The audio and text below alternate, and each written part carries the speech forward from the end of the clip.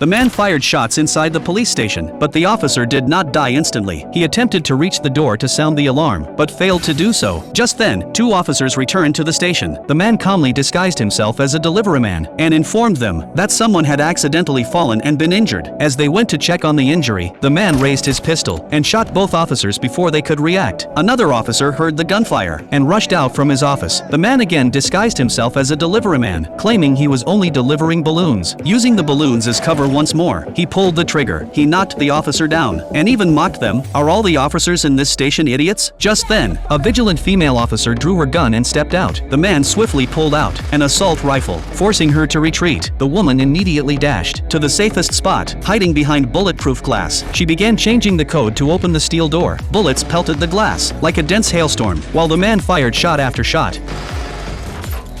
Finally, the glass shattered. Just as he prepared to fire again, his ammunition ran out. Seeing this, the woman immediately returned fire, simultaneously shoving open the cell door and ducking inside. Bullets once again rattled down, but when she looked down, she discovered she'd been hit. It turned out the assassin had broken into the guard room to kill the gang boss for a bounty. The assassin tried firing at the iron door, but nearly got hit by his own ricocheting bullets. The heavy armored door forced him to adopt a different strategy. A moment later, a colleague informed the woman the assassin had left. But the clever woman knew he wouldn't depart before completing his mission, so she asked her colleague a few questions, exposing his disguise. Seeing his cover blown, the enraged colleague confessed he was the assassin's accomplice. At that moment, the assassin was hiding behind the iron bars, but they devised another plan to demolish the wall between the changing room and the cells. Soon, the sound of a sledgehammer striking the wall echoed through the guard room, with the cell wall about to be breached, and the female officer left with no other choice. She ultimately decided to release the gang boss imprisoned inside